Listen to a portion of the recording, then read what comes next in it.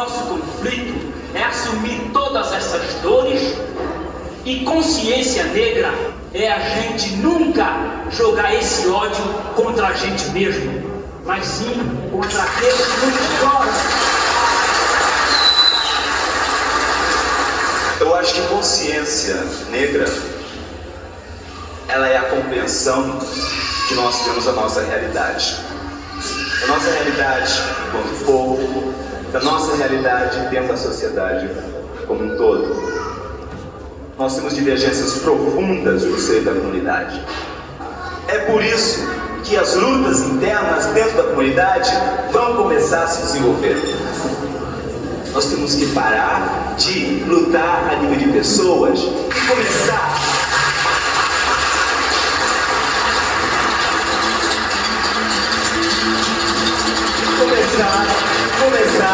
travar a luta de poder. A investigação sobre o Quilombo se baseia e parte da questão do poder. Por mais que um sistema social domine, é possível que se crie aí dentro um sistema diferencial. E é isso que o Quilombo é. Só que não é um estado de poder no sentido que a gente entende, poder político, poder de dominação, porque ele não tem essa perspectiva. Cada indivíduo é o poder, cada indivíduo é o Quilombo.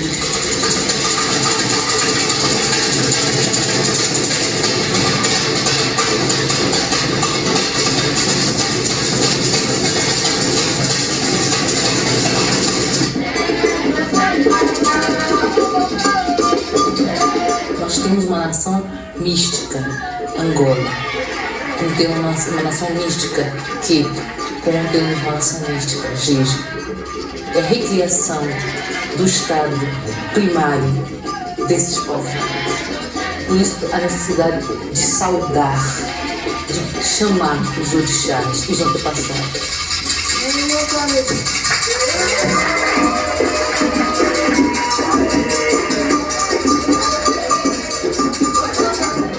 Esse processo de fazer a cabeça, fazer o bori.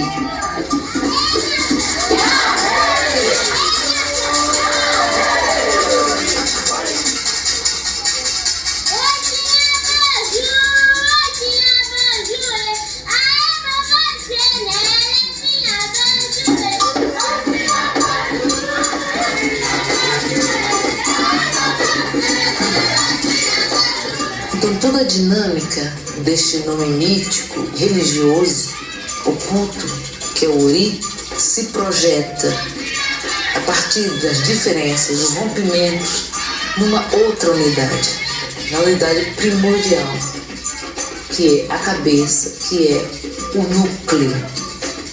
O Quilombo é um núcleo.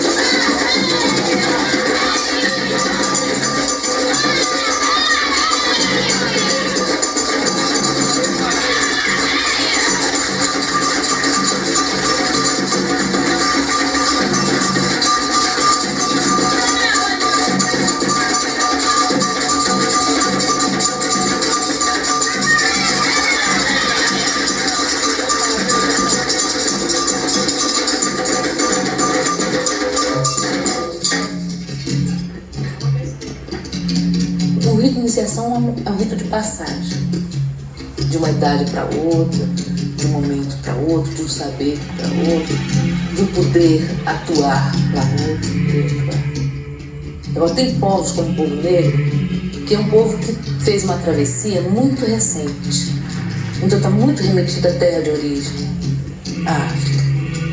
Há povos como o povo judeu, que está mais longo tempo do que isso, em busca da terra, e já estão num plano muito mais abstrato, inclusive provocar a morte para o domínio do território.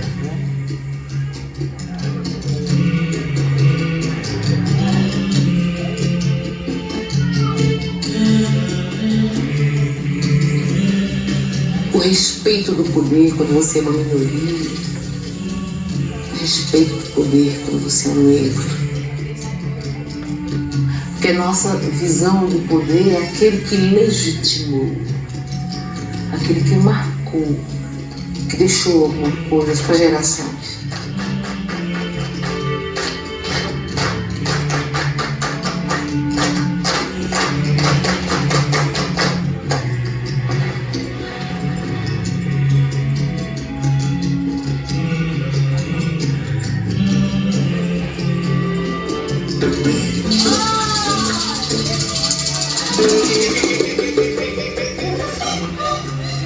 Aqui é as origens dos meus antepassados que a gente vive. Toma banho de ervas, reza, acende as velas, né? Tá muito em contato com os orixás. Tá aqui, de repente vira santo ali, outro aqui, e senta no chão, e dorme na esteira. E então, é isso, né? As minhas raízes. Quilombo. Então, esse sistema mítico, simbólico, ele vem com uma força muito grande, capaz até de historiar o que estava acontecendo na África, em Angola, naquele mesmo momento, na bacia do Congo. O quê? Grandes migrações. Eu passo o ano inteiro dentro do carnaval. Quando chega no carnaval, parece que vem uma chuva assim, cai assim na gente assim, aqueles 3 dias eu sou rei. Uma barata, velho. Gosto, velho. É, tudo aquilo, uma coisa que machuca, dá alegria, faz um montão de coisa. Mas lá é um quilombo. A gente foge pra se esconder, não é lá. E lá a gente encontra uma comunidade, uma nação, uma vez por ano, né? A gente fica com o portão aberto e foge. Isso é verdade.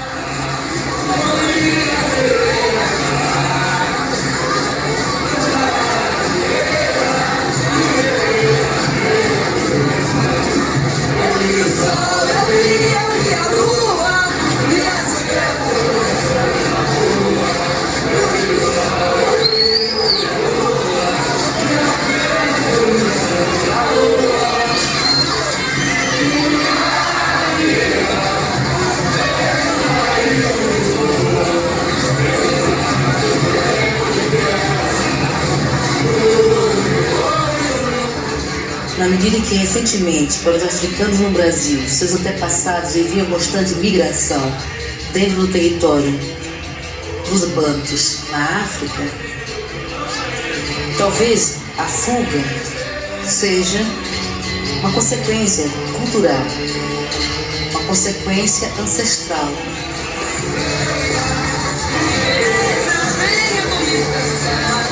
Eu vi o sol, eu vi.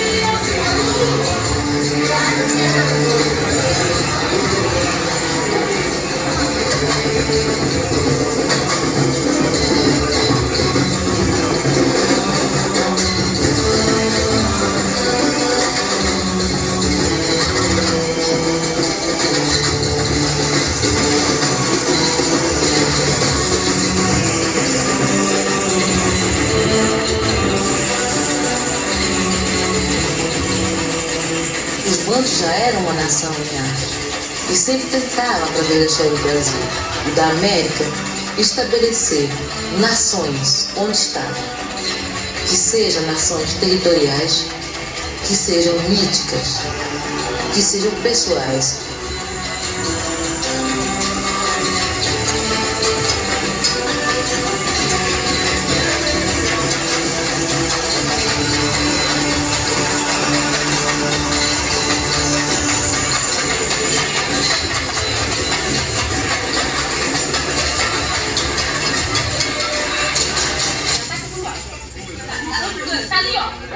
O fundamento do quilombo é a terra. O homem se identificando profundamente com a terra. Então o ebó é dado para a terra. Todos os elementos vivos estão na terra e vão participar daquele banquete que é o ebó. Quer dizer, vai ter ali vírus, vai ter ali micróbios, vai ter ali células que vão se decompor e se transformar em outras células. E esse é o princípio do axé, da força.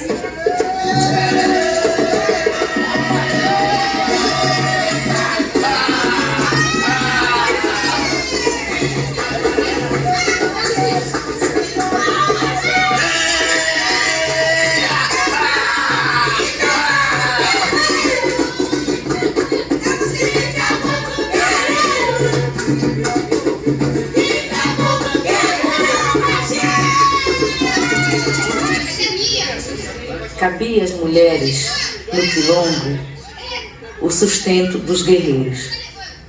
Cabia às mães preparar o alimento e colocar nas florestas não só para oferendar aos seus mitos arcaicos, mas para também alimentar o fugitivo.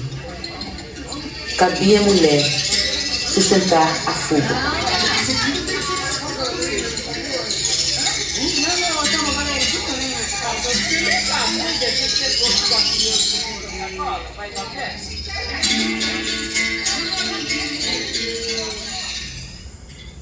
Aqui nós estamos no ano de 1954, em Cordovil.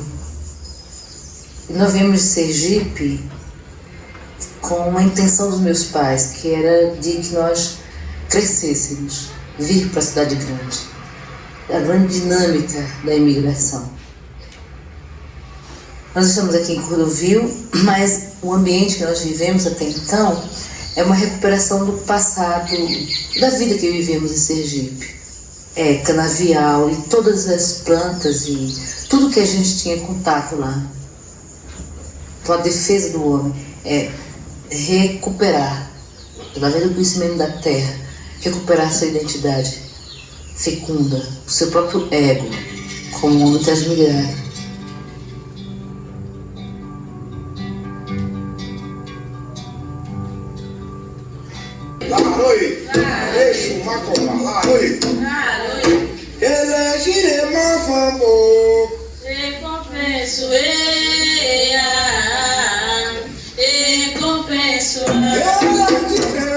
É o fundamento do templo de Ilê Choroquê que vai fazer a cerimônia inicial deste congresso. É também um templo dedicado a Exu, o Deus da contradição dialética, o portador do axé. Ele é que dinamiza a vida. Então, ele significa esta dinâmica da nossa luta, mas com integração também desse suporte, que é a divindade que desafia o caos cósmico, que é o Deus da guerra, o restaurador da justiça.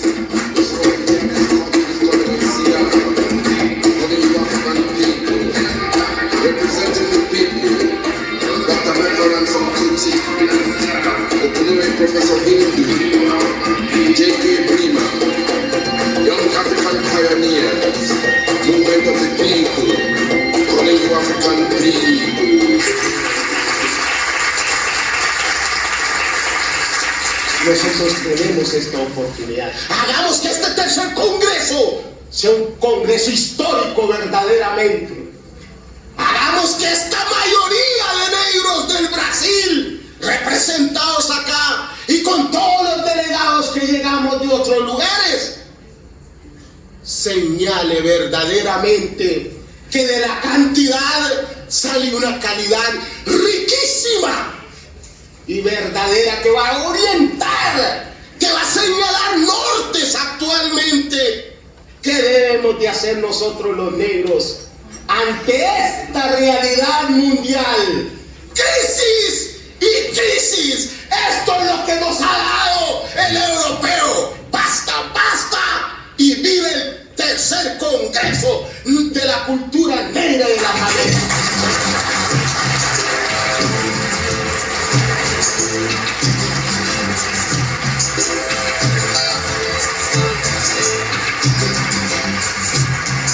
You refuse to be you wanted us to be. We are what we are. E a luta continua e eu espero que um dia atingimos os nossos objetivos. Porque esses anseios não terminarão tão cedo. Muito obrigado.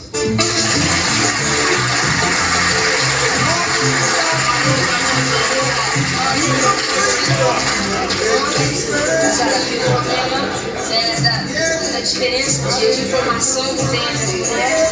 Esse problema que foi citado muito das intelectuais, onde eles se separam das outras, desnível de deixa eu cavalhar. O sea, nosotros tenemos primero que describir la situación, cuál es la situación dentro de la universidad.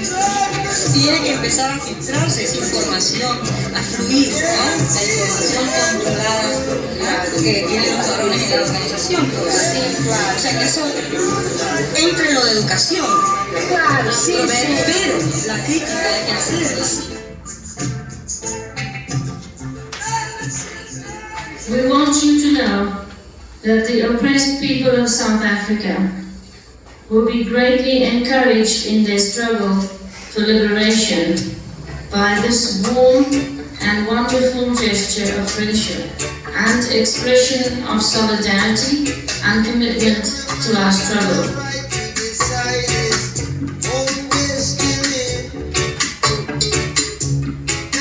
And we know we must remain militant, active, and completely 100% committed to the struggle for our liberation.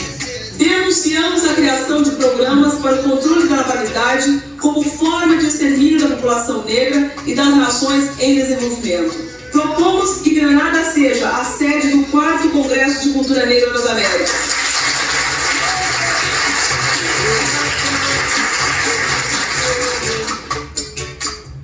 I bring you warm, fraternal, revolutionary greetings from the people of Grenada.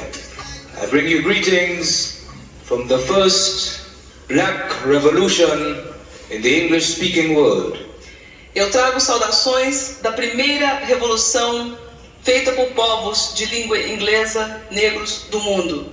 March 13, 1979 ended what we call the neo-colonial epoch and began the stage of national, democratic, anti-imperialist revolution. I would like all of us to stand and to participate in some revolutionary slogans. Please.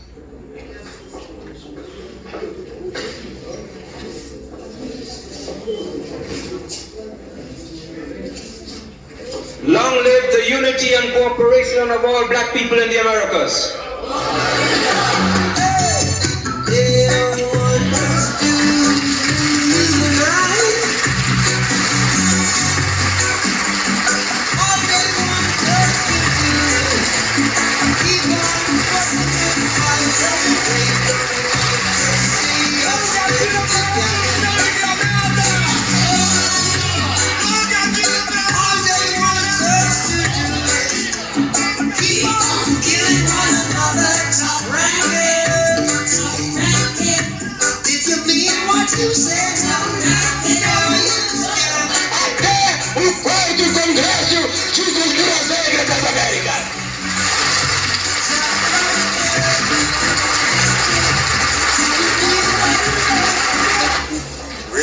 Until there was some gunfire that in fact something was going on. Get back, honey, get down! He crashed into it.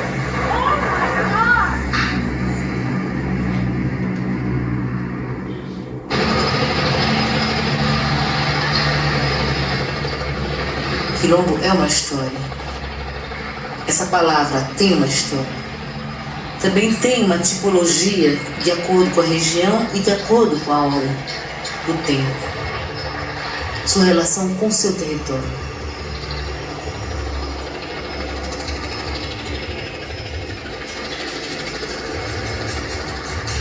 É importante ver que hoje o quilombo, traz pra gente não mais o território geográfico, mas o território a nível de uma simbologia.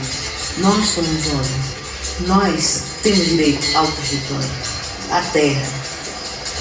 Várias partes da minha história me contam que eu tenho direito ao espaço que eu ocupo na nação. E é isso que o Palmares está dizendo pelo mundo. Eu tenho direito a um espaço que eu ocupo dentro desse sistema, dentro dessa nação, dentro desse limite geográfico que é a capitania de Pernambuco.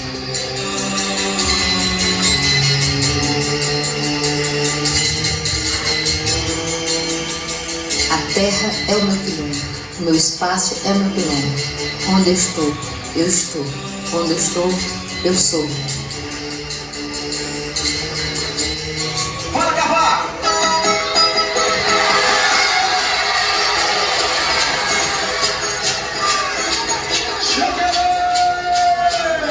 O quilombo é memória, que não acontece só para os negros, acontece para a nação. Ele aparece e surge nos momentos de crise da nacionalidade.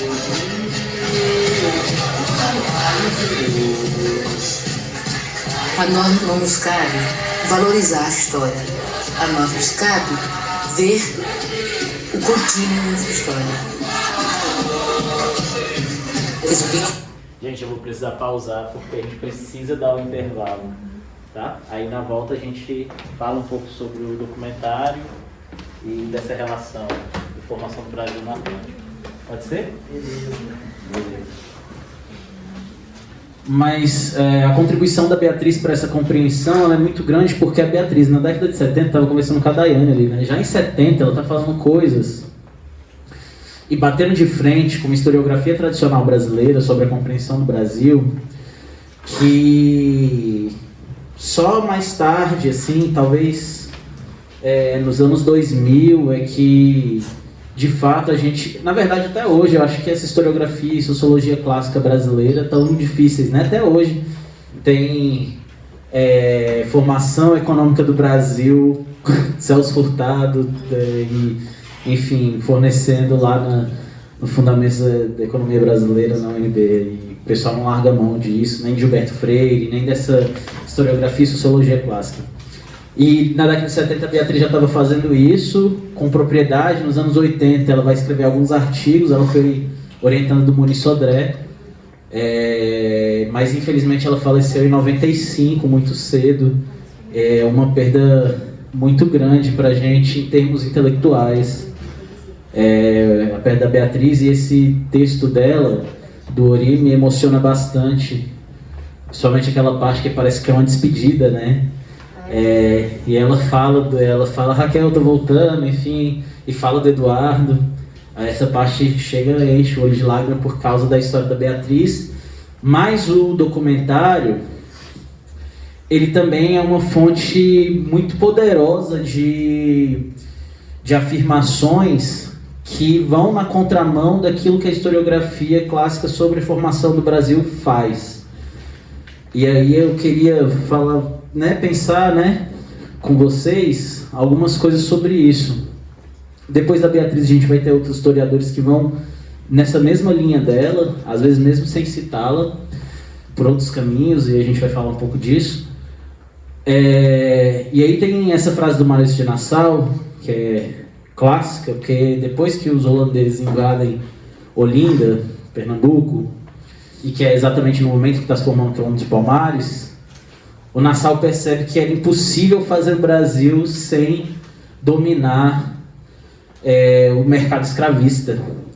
Afinal, o mercado escravista estava se tornando não um mercado secundário, mas um mercado primário para a formação da economia, dessa economia colonial. Então aí ele falava, os portugueses dizem em forma de adágio: quem quiser levar o Brasil do Brasil, traga a África para o Brasil, os empreendedores coloniais. E aí isso aqui também mostra uma coisa que a colonização não é feita só metrópole e colônia, ela é feita de investidores privados, que se lançam e investem seu capital nesse empreendimento que é o mercado marítimo. Bom, opa. E é isso que, por exemplo, a gente tenta refletir hoje, dessa formação, e aí pensando na formação da elite econômica brasileira. Ela não se dá apenas pelo latifúndio. Essa elite econômica, ela se forma através dessa conexão de redes atlânticas de mercado. E o século XVII, né, principalmente depois da expulsão dos holandeses, é que essa elite econômica brasileira vai se despontar ainda mais fortemente, né? Do final do 17 para o 18. E essa identidade luso-brasileira vai se distanciar de Portugal, que era um fluxo diferente. Então aqui tem um mapa, por exemplo, que é o mapa que está no livro do Alencastro, que vai mostrar esse fluxo atlântico dos privados. Deixa eu pegar o negocinho aqui, que fica mais fácil de apontar. Calma aí. Ixi, cadê?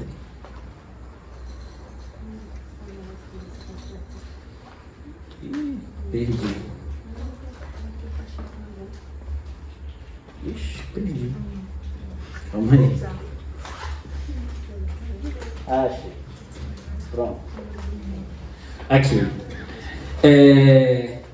Bom, esse mapa aqui vai mostrar um pouco disso, porque existem existem na verdade três principais fluxos atlânticos, né? E que mostram muito da formação do Brasil. Por exemplo, esse fluxo atlântico do norte, que vai ligar essa costa da África, que é mais da África Ocidental, né, Guiné, com São Luís, ela é um fluxo lisboeta, né, porque a corrente marítima, uma coisa que o Alencastro vai explicar, às vezes era mais fácil, mais rápido, sair de São Luís para Lisboa do que de São Luís para Recife, porque o fluxo do mar é o contrário, para você descer de São Luís para Recife. Então, às vezes, valia mais a pena ir para Lisboa e descer do que fazer. Então, isso aqui gerava um outro fluxo atlântico, que era mais ligado a Lisboa. E aí, Lisboa não vai conseguir tomar conta desse fluxo luso-brasileiro que vai sair do Rio de Janeiro, de Salvador, e que vai conectar Benguela, Luanda, com o Rio de Janeiro, né? E aí, saía-se do Rio de Janeiro, né, com cachaça, cana-de-açúcar e açúcar, né? Enfim, produzido muitas vezes, farinha também, produzido por indígenas escravizados. Se levava esse material, o mercado atlântico, para as costas africanas, onde já tinha os mercadores portugueses escravizados, e distribuía no Rio da Prata, né? E o produto final era prata, voltava para o Rio de Janeiro com prata. Então é um fluxo que vai mostrar, por exemplo, que essa formação da elite econômica brasileira não está necessariamente no latifúndio, que é um clássico da leitura historiográfica sobre o Brasil, que o latifúndio forma a economia brasileira. E aí outros historiadores, como o Manolo Florentino, tem um livro que chama O Arcaísmo como Projeto. Esse livro mostra, por exemplo, que o mercado atlântico era tão forte, porque ele vai analisar no final, aí já para o final do século XVIII para o século XIX, quando está acabando, enfim, quando o mercado começa a entrar em declínio, entre aspas, o mercado legal, mas o ilegal ainda continua em ascensão. Aí ele mostra como os documentos de de inventário, os inventários das elites cariocas desse período, eles eram cheios de seguros de banco para fazer as viagens, né? Porque essas viagens, seguro não é uma coisa recente, então essas viagens exigiam seguros altíssimos, e como essas elites estavam transferindo seu capital para o mercado imobiliário, comprando terras na capital, que vai desembocar no final do século XIX nas reformas urbanas, por exemplo. E aí ele vai mostrar, eles vão fazer cálculos, tabelas, mostram, por exemplo, que uma viagem até Angola, para a busca de pessoas escravizadas, dava para comprar uma fazenda com 200 escravizados. Uma viagem. né, uma fazenda de produção de açúcar em pleno funcionamento, com 200 escravizados, não sei o que, enfim. E, enfim, tô correndo porque já tá no finalzinho, o vídeo tomou enfim, tomou conta. E aí, nesse mesmo contexto, que aí eu queria pensar a Beatriz, é que a gente tem a formação de Palmares. Quando a gente tem na cabeça Palmares, esse mapa é muito bom também, porque dá a ideia pra gente do tamanho que era Palmares. Às vezes Palmares aparece na historiografia como se fosse uma cidade, um lugar muito pequeno. Uma reunião, uma comunidade de 15 pessoas que fugiram e fizeram história, mas para vocês terem noção, essas áreas são as áreas de ocupação de Palmares, né? Isso aqui, Maceió, por exemplo, Olinda, que está mais acima, né? Tinha uma população que era... Olinda tinha metade da população do Mocambo, de Macaco, que é onde é a Serra da Barriga, hoje, né? E durante 100 anos esse espaço sobreviveu, resistiu várias invasões. No texto da Beatriz, Zumbi aparece como a figura central, né? Mas a gente sabe que a Cotirene, a Cautune, Gangazumbi e outras fizeram esse quilombo durante um século. Mas eu acho que foi naquela época também, nos anos 70, eu acho que estrategicamente o movimento negro escolhe essa figura, né, como figura mítica, emblemática para a reconstrução, até porque aqueles ali do documentário estavam lutando para formar de fato o memorial que hoje tem na Serra da Barriga, né, que existe uma reconstrução desse espaço, né, e Beatriz estava junto com a Lélia Gonzalez, com a Abdias Nascimento, para fazer essa reconstrução daquele espaço. E aí o quilombo como corpo-mapa, que eu acho que é a grande contribuição da Beatriz Nascimento, que eu acho que é genial, que é a Beatriz Nascimento, ela parte para uma percepção de, olha, a concepção africana de relação com a terra, ela não distancia corpo de terra. Isso muda fundamentalmente o que é o quilombo, e ela vai reapropriar isso, né, para reler o quilombo. O quilombo de Beatriz Nascimento ele é muito mais amplo, né? O texto do documentário vai mostrar isso, que o quilombo para ela é a escola de samba, é o baile funk.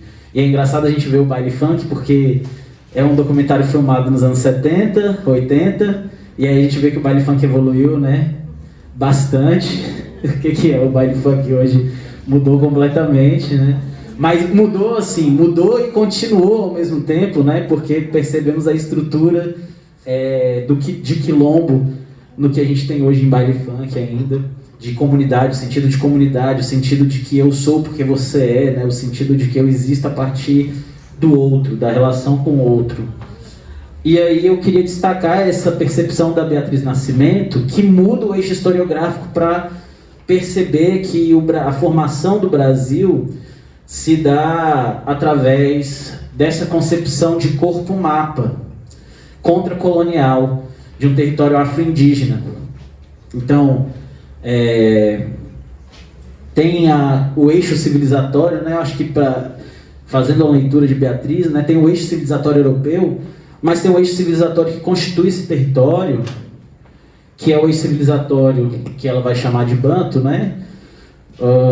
E que traz essa concepção de corpo-mapa, corpo-mapa de um país longínquo que busca romper as fronteiras daqueles que me limitam, né? Alguma coisa assim, que ela fala isso, foi exatamente na parte que eu pausei, né? Que ela vai falar isso, né? Desse corpo-mapa que está em busca de algo, que é romper as fronteiras que limitam, né? E são fronteiras que são dadas, tanto territoriais, como fronteiras epistêmicas, fronteiras ontológicas. Então, ela está lendo tudo num conjunto só dessa formação do que é o quilombo e o que é essa contribuição para o Brasil.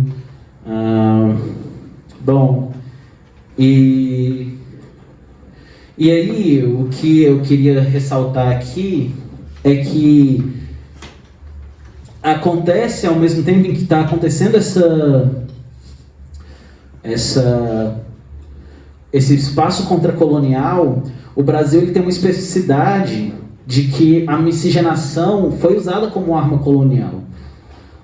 Aqui a gente tem, eu trago 2 exemplos, né? O Henrique Dias e o Felipe Camarão, tá Camarão, né? Mas é com M, tá errada a digitação ali, depois eu corrijo. São os símbolos da expulsão holandesa de Pernambuco. Um homem negro, liberto, e o Felipe Camarão Poti, que são patronos do Exército Brasileiro, que são incluídos no Exército Colonial. E aí tem a especificidade do Brasil de que, diferente de Angola e São Tomé, em que os filhos da mistura eles eram incluídos nas sociedades dos povos originários de sua terra, e inclusive as leis portuguesas da colonização nesses espaços proibiam a miscigenação, né? A miscigenação não é como Gilberto Freire quis falar, né? Que é um próprio do lusotropicalismo. Não, Portugal proibiu a miscigenação em outros espaços que não no Brasil. No Brasil foi permitido em favor da colonização a inclusão de pessoas mestiças como arma da colonização. E que muitas vezes, né, e aí principalmente a expulsão dos holandeses é um marco para a formação dessa identidade nacional em termos de nação colonial, colonizadora, e que usa, né, os povos africanos, os povos originários, como parte dessa integração colonial, mas a favor sempre da colonização. Isso aí também está no Alencastro, que eu acho que é um livro interessante da gente ler. E aí eu coloquei, né, essa releitura de 3 livros que eu acho que são fundamentais para a gente repensar essa história do Brasil nessa relação, na formação com o Atlântico, que é o Eu Sou Atlântica, que é um compêndio de escritos da Beatriz Nascimento feito pelo Alex Hartz, são textos e reflexões da Beatriz dos anos 80 e 90. Vai contar um pouco da história, é o trabalho primordial do Alex Hartz, que é professor da UFG, professor titular da UFG, tá bem? É super acessível ele, inclusive. Gosto muito do Alex. Você manda mensagem para ele, ele responde na hora lá no Facebook. E ele tem esse livro que vai... Esses textos da Beatriz, e aí é interessante também estar conversando com a Daiane, quando tem lá no final do livro os textos dela, né, que ele reproduziu, artigos que ela publicou, artigos que ela não publicou. E assim, dá muita dor no coração, porque você vê o potencial que a Beatriz tinha para falar dessa relação Brasil-África e de como essa relação forma o Brasil e forma o que é quilombo no Brasil, e ela está dialogando com nomes da historiografia, de história da África, que vão ser conhecidos depois, né? Como o próprio Joseph Miller, que está lá nessa mesma época pesquisando a formação do capitalismo no Atlântico, né, que tem esse livro que infelizmente, e aí, enfim, faz parte dessa estrutura editorial brasileira, reforçar aquilo que já é vendido, né, que é Raízes do Brasil, Casa Grande Senzala, Formação Econômica do Brasil. Tem 30 mil edições desses livros, e até hoje a gente não consegue ter uma tradução do Way of Death, que é um livro que vai mostrar exatamente com dado, com trabalho historiográfico, a formação dessa elite econômica que se dá entre Portugal, Brasil e Angola no Trato Atlântico, de pessoas escravizadas. E é um livro de 96.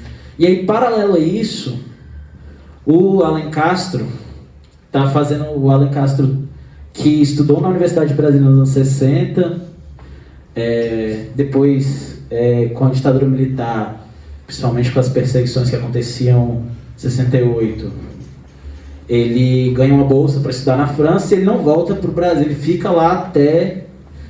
ele estende a pesquisa de mestrado, doutorado, e ele volta para o Brasil na redemocratização, e ele vai lançar o livro só no final dos anos 90, né, 2000 na verdade, agora é exatamente 2000 o livro, e que até hoje não teve... acho que mais do que 3 edições, mas é um livro que vai exatamente ir de encontro, e aí eu estou colocando esses livros porque eles vão de encontro com a interpretação clássica do que é a formação do Brasil sem África. Porque aí esses livros estão falando assim, não tem como pensar Brasil sem África. Beatriz, o Miller, o Alencastre, eles estão falando, não tem como a gente dar aula de história do Brasil sem pensar tanto numa relação que é de formação econômica e política e cultural, se não pensar a África e suas contribuições em vários sentidos. É um livro que eu super indico. Não tem, é isso, não tem PDF do Trato dos Viventes, não tem mais edição. Enfim, é um negócio que a gente tem que fazer, correr atrás, assim, porque... E é triste, e é da Companhia das Letras, isso me indigna muito, assim, também, mas enfim. E eu acho que são livros que para a gente entender essa formação do Brasil no Atlântico, eles são fundamentais. E aí eles estão, né, como eu estou falando, né, os impactos justamente, né, da historiografia da sociologia brasileira, né, que é aí formada por Freire, Caio Prado Júnior e Celso Furtado, né, pensando tanto culturalmente o Brasil. São autores que vão pensar o Brasil na década de 20 e 30 e eles vão se tornar cânones, né? Eles são intocáveis. Você não pode falar, meu Deus, não pode tirar Gilberto Freire da sua bibliografia. Eu acho que até tem que ter, mas aí para reler, apontando exatamente, né, os problemas que a democracia racial e os 4 ciclos econômicos, que são essas teorias, né, assim, pensando a democracia racial e os 4 ciclos econômicos do Brasil, porque quando a gente está lá no ensino fundamental, ensino médio, a gente sempre está pensando assim, qual que é o primeiro ciclo do Brasil, de econômico? Pau-Brasil, depois cana-de-açúcar, depois o café, depois, e aí vai, né? O ouro, quer dizer, o ouro e o café, né? E hoje a soja, enfim. E esses ciclos, né, essa teoria dos ciclos, ela se relaciona tanto com a democracia racial, isso aqui está tudo interligado, são pessoas que estão produzindo e pensando juntas esse Brasil moderno, o que é o Brasil moderno e como sair esse Brasil moderno. Na verdade, o Caio Prado nem tanto com o Gilberto Freire, porque os ideologicamente são... É muito engraçado, né? Porque, por exemplo, o Gilberto Freire totalmente liberal, e o Caio Prado marxista, o símbolo do marxismo. Mas os dois, quando é para falar contra o Brasil miscigenado, eles dialogam perfeitamente, né? Pessoas utilizam os dois ao mesmo tempo para falar, não, como assim o Brasil, o que vocês estão fazendo, o movimento negro, né?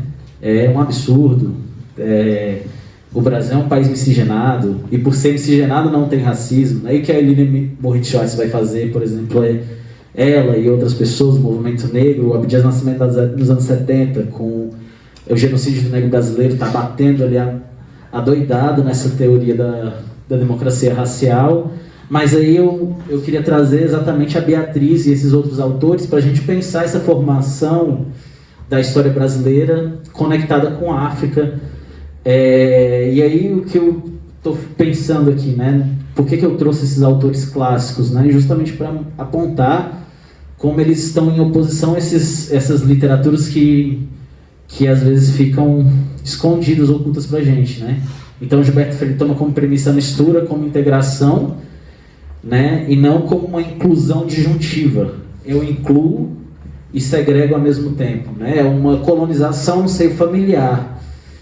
Para ele acontece a integração e por acontecer a integração, somos um país metarracial, superamos o racismo. Isso vai entrar no discurso político do Brasil, vai entrar no discurso político de Portugal como justificativa da colonização em Angola e nos países de língua portuguesa, né? Inclusive Salazar vai financiar pesquisas do Gilberto Freire para isso, de como o lusotropicalismo serve para explicar a integração portuguesa. Nós não estamos colonizando, nossa relação é secular. Não existe colonização aqui, existe uma relação amigável.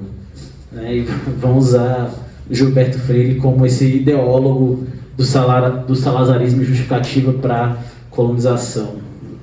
E aí ele constrói toda a linha da formação do Brasil a partir desse pensamento, né, que inclusive remonta a teorias, né, quando surge o IHGB, quando surge o Instituto Histórico e Geográfico Brasileiro, para a formação do Brasil. O que seria o Brasil, né?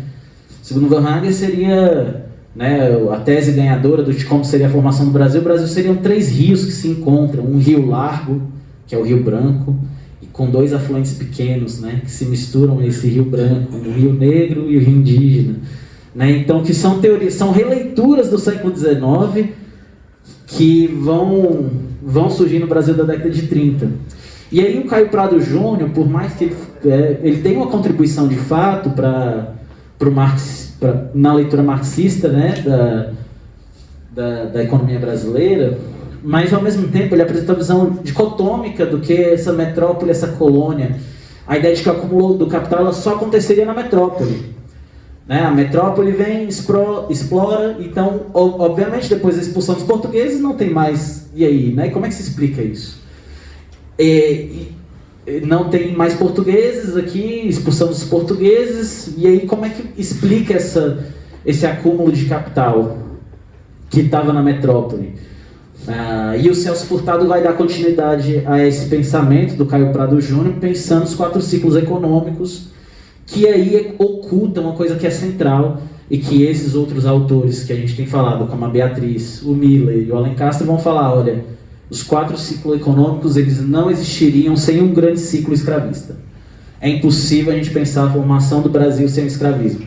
Então, que essa teoria dos 4 ciclos econômicos para a formação do Brasil oculta é justamente o impacto do escravismo na formação da elite nacional. A gente não consegue ainda hoje reconstruir, com muita dificuldade, reconstruir o nome dessas elites mercantis, por mais que alguns nomes nós conseguimos buscar, né, e fazer, essas elites que estão comercializando pessoas e outros produtos e que vão fundar bancos, construtoras civis, né, a construção civil vai ser diretamente uma herança. Né, os terrenos no Rio de Janeiro vão ser diretamente uma herança do mercado escravista que está deixando, que eles estão prevendo vai acabar e vão transferir esse dinheiro para a construção civil. Né? E até hoje a gente não consegue, tem um lapso na historiografia que a gente não consegue reproduzir isso. Justamente porque o impacto dessa literatura aqui, clássica, Celso Furtado, Caio Prado, é muito forte. Você não consegue, às vezes é difícil dialogar com o economista brasileiro por conta disso. Bom, eu acho que é isso que eu queria trazer para a gente, e agora pensar um pouco do documentário.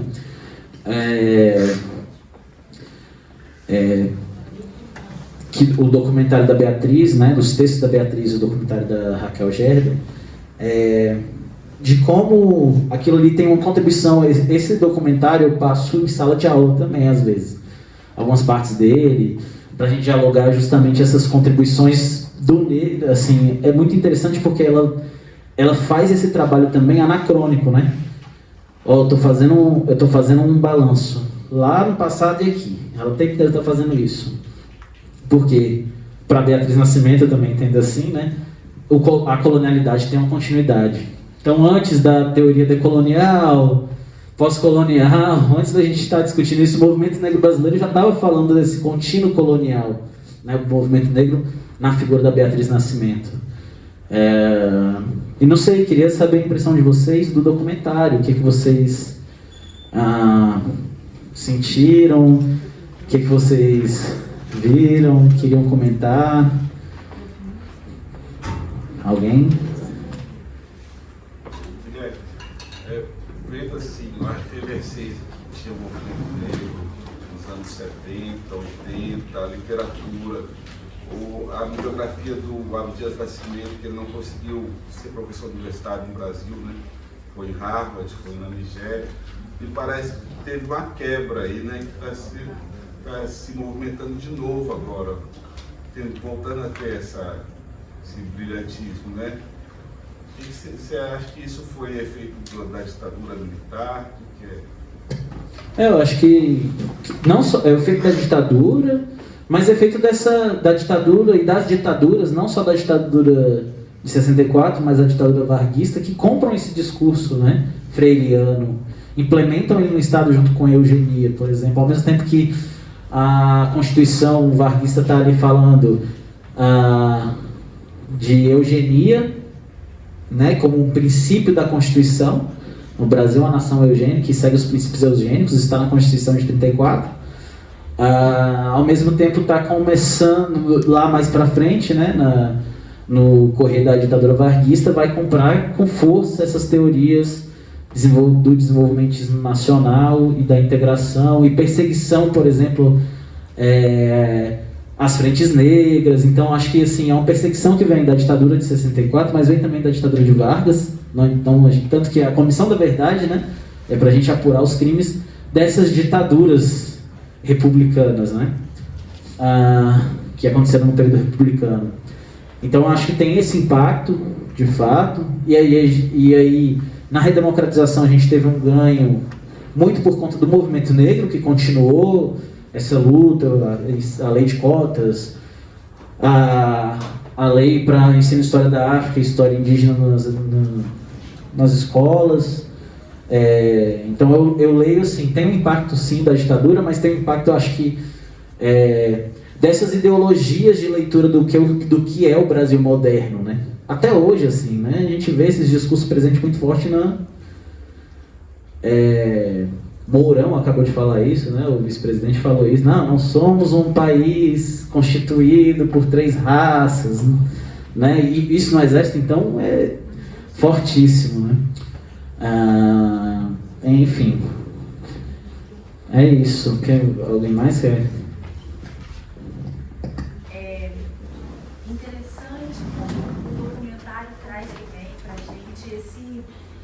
Essa visão do jeito de corpo, né, que foi falado.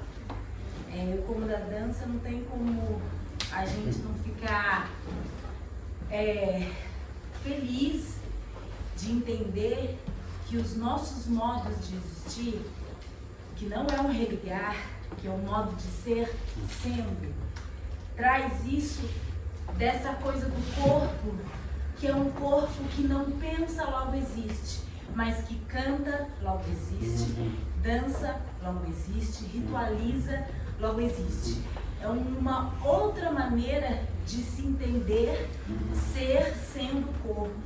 E é muito bacana como o documentário também traz esse viés para nos reconhecermos como corpo, agente, sujeito que faz e sujeito que é. Achei isso bacana. Aquela parte que ela fala, né? No finalzinho ela tá falando assim: onde eu estou, eu sou. Né? Não é eu penso, logo existe. É onde eu estou, eu sou. E isso é o quilombo, né? E que é uma contribuição. E que a gente percebe isso em vários lugares, né? Da influência da população negra na formação nacional. Na formação do que é ser negro no Brasil. Eu acho isso também... Enfim, eu sou apaixonado na Beatriz Nascimento. Poderia ficar aqui só rasgando, falando, porque ela tá falando isso na década... O documentário leva uns 10 anos, né? O documentário é de 89, do ano que eu nasci. Sou novo. Mas o documentário leva 10 anos para ser filmado, né? Então tem parte do documentário que você fica impressionado com a clareza com que ela escreve e se debruça sobre o que é o quilombo, essa concepção do quilombo para Beatriz. Quando ela está debatendo na USP, né? Acho que aquela cena lá é clássica. Não, o quilombo então é uma questão de classe, consciência, ser negra é consciência de classe, né? A gente está voltando a ter esses debates dentro dos setores progressistas da política partidária brasileira, né? E essa discussão de quilombo é interessante porque ainda hoje se trata na escola o quilombo como sendo algo que é do passado, né? A gente trata na história e em sala de aula o quilombo muitas vezes como sendo algo que já passou, não existe mais. E ela traz esse outro conceito. Não, ela amplia bastante o que é quilombo, né? Eu gosto disso, assim, dessa ampliação do conceito de Beatriz do que é o quilombo. Ao mesmo tempo, eu também fico receoso, porque às vezes pode ficar só no âmbito da imaginação e não da prática, né? Mas é impressionante, assim, quando a gente está na escola, exatamente isso. Eu tenho, por exemplo, né, eu dando aula de história, eu sempre vou remontar, eu não consigo falar só da história colonial. Então eu sempre falo, gente, eu vou dar aula de história colonial e contra-colonial. A gente vai ver concomitantemente como é que isso está acontecendo no Brasil. Não dá pra gente... Então é resgatar essa história e inseri-la no contexto como uma matriz formadora dessa estrutura. Porque quando eu fico lembrando muito do que eu aprendia na escola, né, quando era criança. Eu lembro até hoje, na 4ª série, a professora falando da formação do Brasil. O Brasil é um país misturado, brancos, negros e índios. E assim, isso na 4ª série, assim, é um negócio que entra na gente de tal maneira e que a gente acaba só refletindo isso muito mais tarde. E eu acho que isso a gente, não sei, introduzir essa leitura de que mistura também pode ser separação. Eu acho que é o que tanto assim, acho que Beatriz está falando, e o Alan Castro vai falar bastante, principalmente quando ele traz aqueles exemplos, né? Tem uma guarda do exército colonial que chama Guarda dos Henriques, só formado por pessoas pretas livres. Isso só acontece no Brasil para favorecer a formação da colônia. Eu acho que isso tem como ser passado para as nossas crianças, né? Tem como a gente entender que é uma coisa que, por exemplo, o Fanon vai falar, que é racismo, né?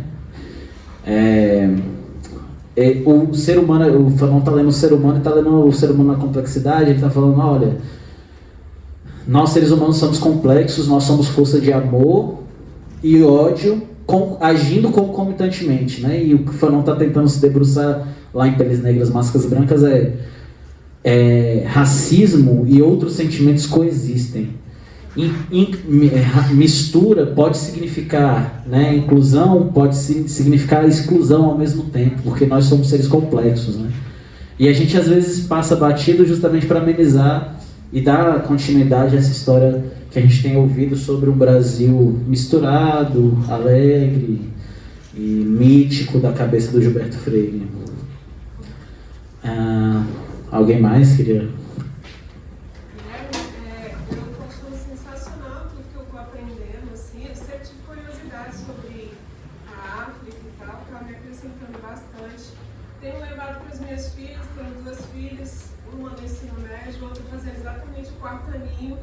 Impressionante que ainda estuda sobre a origem do Brasil nessa vertente que o Brasil foi descoberto. Eu fico impressionada, mas ainda bem que a mãe é curiosa, participa de grupos como esse, que o próprio documentário fala. Estou chegando devagarinho. Eu acho que esse Estou Chegando Devagarinho, eu acho que foi uma das músicas que passou. Eu acho muito interessante porque às vezes, pelo viés político, a gente não consiga ser tão enfático quanto por meio da arte. Eu acho que a arte, seja a dança, seja a parte, não sei, a literária, né, das pinturas, não sei, elas podem falar mais alto do que pela questão política. Porque pela questão política a gente não vê muita solução, né? Inclusive, eu vi um outro documentário falando que a maior parte das mulheres do nosso país hoje são pretas, mais de 60%, e apoiam o governo atual. Estão dentro de estruturas conservadoras. Eu até me espantei com um dado. Eu falei, meu Deus. Fontes. Eu falei, caramba. Então, assim, é como se repetisse coisas do passado mesmo, querendo abafar os movimentos, as vozes, entendeu? Eu fiquei assim. É uma fonte extremamente complicada, né? Porque ela tira a agência dessas pessoas. Onde que coloca essas pessoas no lugar da desumanidade, assim, no lugar de pessoas que não pensam, que não fazem crítica sobre a realidade. A gente não sabe que é bem assim. A gente sabe que não é bem assim. Quem está na linha de frente sabe que não é assim.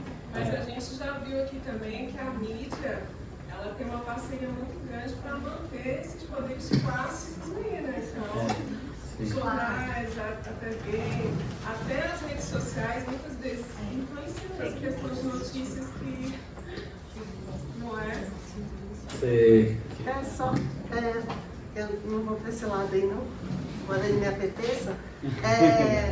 Eu fico pensando muito, a gente conversou, né, Carol, na semana passada, de como que a gente aqui, e aí não é uma crítica ao curso, né, não é isso. O que é meu incômodo como militante feminista de esquerda é de sempre que a gente fala para nós mesmos, né. Eu tenho um filho de 4 anos e meio, e aí no ano passado ele foi chamado na prefeitura, PGDF, numa escola conveniada que tem cunho religioso, né, Doroteia. E aí quando chegou naquela desgrama de semana do Dia do Índio, né, que é assim que é na realidade, e aí eu mandei vários materiais para a escola e falei assim, olha, vamos conversar, porque eu sou antropóloga, eu sou historiadora, eu posso ajudar. E aí eu fiz o curso de formação na dita Semana do Índio e na dita Semana da Consciência Negra. De graça, né? Mesmo sem trabalho, mas eu falei, vou doar o conhecimento público que eu ganhei. E aí eu ainda acompanho as redes sociais da escola, não vou falar o nome da escola, porque o problema não é a escola, né? E aí, essa semana do 13 de maio, estava lá uma menina branca da escola assinando, representando a princesa Isabel, gente. E aí eu falei assim, por que que eu estudei, falei do embranquecimento da população, da teoria das 3 raças, dos povos indígenas. Então, assim, a gente tem um passado longo, né, e assim, que é muito difícil, né? Então eu fico sempre pensando no problema da formação docente, né? Da nossa formação docente, porque a gente que está aqui, a gente está muito interessado. Acredite. Acredite. A minha foto da formatura em História foi eu vestida de índia, que era um protesto, né? Porque era nos anos 80, era vestida, né? E eu já fazia antropologia, né? Se eu lembrar. E aí eu falei, cara, olha isso aqui, anos 80, isso aqui não é incomum em 2008, e agora estamos em 2022. E assim, né, os estereótipos continuam. Eu fico pensando assim, que a gente tem que fazer meio, sei lá, cadê a galera organizando? Telecurso 2000 para essas escolas sobre decolonialidade, alguma coisa assim, gente. Formação continuada. Sabe? Não, mas a gente pensa nesse estereótipo aí já em outro extremo. Eu sou coordenadora da escola e aí é um tema que eu converso com professores sempre. Aí uma professora falou, Nádia, eu fiz uma aula sobre África, foi sensacional, que maravilha. Aí chega em casa, ela, Nádia, não deu tempo de passar o dever de casa, eu mandei aqui para os pais pelo WhatsApp. Eu falei, então me manda para dar uma olhada.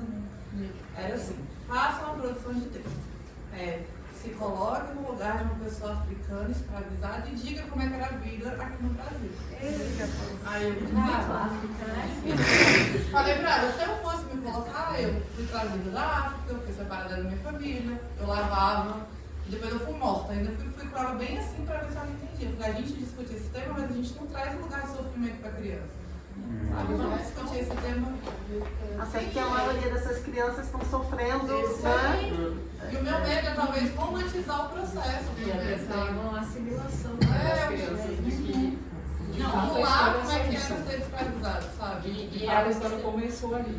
Não, e é algo que você vê que quando eu era criança, na minha infância eu estudei no plano. E eu era a única criança negra que tinha na minha sala. E eu ainda tinha Bolsa Família, porque minha mãe trabalhava no prédio do lado, então ela tinha que me deixar na escola mais próxima de onde ela trabalhava. Então eu era a única criança negra, aqui tinha Bolsa Família na época, era aquele uniforme, e aí chegava o pessoal da coordenação e falava, quem recebe Bolsa Escola aqui? Só eu levantava. Você tem que ir lá para a direção. Eu me lembro disso com muita... Tanto que eu tenho um trauma de falar em público, porque eu era a única que levantava. E todo mundo ficava me olhando.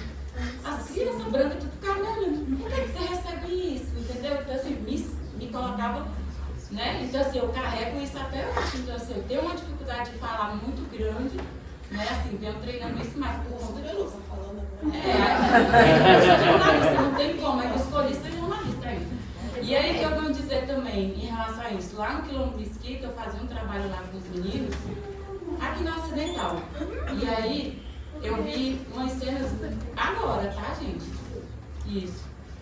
Os meninos fazendo bullying com as crianças do Quilombo, dizendo assim, ah, sou neguinha do Quilombo. Então, as meninas, elas têm lá, é por isso que eu falo que precisa ter esses debates lá. Porque as crianças de lá, elas não têm vergonha de falar que é do Quilombo. Ah, lá não é Quilombo, lá é povoado. Eles falam assim, não é Quilombo, é povoado. Tem gente que mora lá, meu tio é um deles, que nasceu lá. E ele fala, aqui não é Quilombo não, menina, aqui é povoado, desse jeito. Porque ele tem vergonha, você tá entendendo? E olha o que é isso, ele tem 59 anos. Pois é. Mas a questão também que o reconhecimento de Quilombo Mesquita para essa população veio posteriormente. Sim. Igual como a questão dos alunos. Sim. Então eles passam a se reconhecer enquanto quilombola até por uma questão de pertencimento e por questão política mesmo. E que não é trabalhado isso também dentro das escolas. Tanto que alguns mais velhos não se reconhecem. Ele não se reconhece. Sim, eu entendo no meu time, mas dessas crianças que estão lá hoje, entendeu? Aí é outra coisa, né? Então, assim, é um trabalho que tem que ser feito também lá, entendeu? Eu acho que é isso, e tem uma coisa de colocar o Quilombo apenas como totalmente conectado ao escravismo, à fuga e ao passado, né? E a marca da escravidão e não a marca do reinado. Quilombo, na verdade, né, é uma reconstrução de um reino. E não tem como a gente... E aí uma coisa que assim, seria legal quando a gente fala, né, é pensar que foram reinos reconstruídos e não um escravizado só em fuga. Não é só um escravizado em fuga, é um reino reconstruído no território. Né? É ressignificar também isso. Né? É positivar o que é o Quilombo. E... Estava lendo um texto aqui da Tatiana Nascimento. Não sei quem conhece a Tatiana Nascimento? Eu amo a Tatiana Nascimento, é uma poetisa preta de Brasília. Ela também dá alguns cursos, enfim. Aí tem um texto dela novo que ela lançou agora. Tá no Instagram, mas ela tem vários. Ela tem uma editora, chama Padê Editora, que só publica livros de pessoas LGBTQIA+.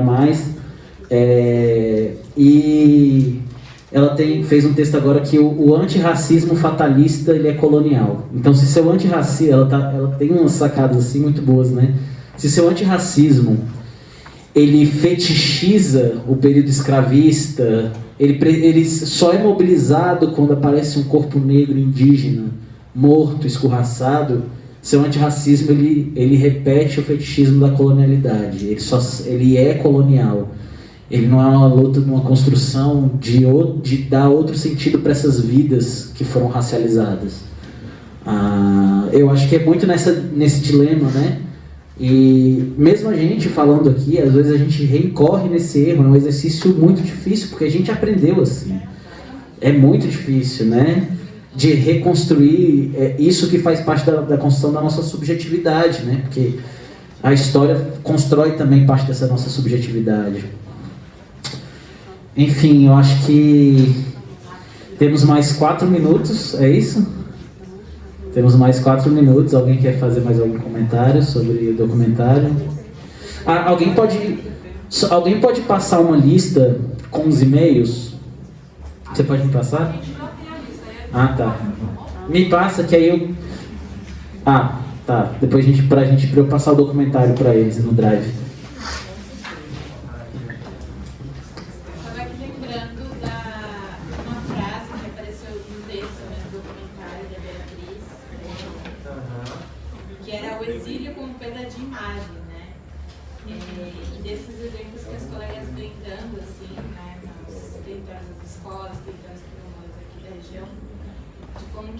Importante para essa branquitude reafirmar esse exílio como uma perda de imagem, né? Porque é a partir desse mecanismo que você faz um trabalho de não reconhecimento daquele território que é autônomo, que é soberano, inclusive, Porque é isso, é a política mesmo de extermínio, higienista, de apagar, de afagar, de não deixar a existência por si só ser, né, um território presente, assim. Então, eu achei muito forte também essa frase no documentário, porque ela lembra, né, também que o movimento, a migração, ela tem uma razão de existir, que é a sobrevivência, que é a existência, mas é justamente a perpetuação do exílio como a perda da imagem, né, da memória, enfim, para poder perpetuar essa violência. E é muito legal quando ela está falando isso, aí isso ela fala no começo, aí lá pro meio do documentário, ela coloca o baile funk, a imagem do baile funk, e aí ela vai falar, por isso a reconstrução da imagem. E aí o baile funk, a trança, por isso a importância da imagem nessa reconstrução, né? Dessa perda de imagem, né? Tem uma perda e tem a reconstrução. Né, o baile funk representa isso, né, naquele momento ali ela colocando E até hoje em São Paulo, porque grande parte, né, das imagens se passam ali, até hoje a Galeria Pagé, que é essa galeria onde se passa, né, Galeria Pagé na República e a Escola Vai no Bexiga, que hoje são dois territórios com uma circulação imobiliária em São Paulo, assim, ferrenha, sabe, você vê ataques a esses lugares, ataques racistas mesmo, de pichação, nazista inclusive, e racista, né? E aí, bom, enfim, são territórios que até hoje tem uma resistência negra, que provavelmente vem justamente desse histórico, né? Você reproduzir ali na cultura, na dança, no trabalho, enfim. Na escola de samba uma centralidade da região, porque é isso, né? Tipo, você tem a República, o Bexiga como bairros operários, que giravam em torno ali do Higienópolis, né, do bairro da Luz, ali que eram das elites, né? Do café, ali paulistano, né? E é engraçado ver também, engraçado não, assim, interessante ver como essas pessoas circulam os vários espaços, os vários quilombos.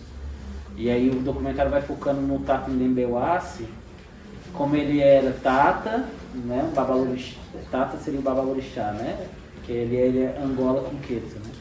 Ele é ali, ele é do Candomblé, ele é um pai santo. E ele desfila na Vai Vai. E ele tá na construção da Vai Vai. E a molecada que está em torno ali está na Vai Vai, está no terreiro e está fazendo documentário, está na mobilização negra, enfim, é interessante ver isso também no documentário. É isso, gente. Obrigado, agradeço.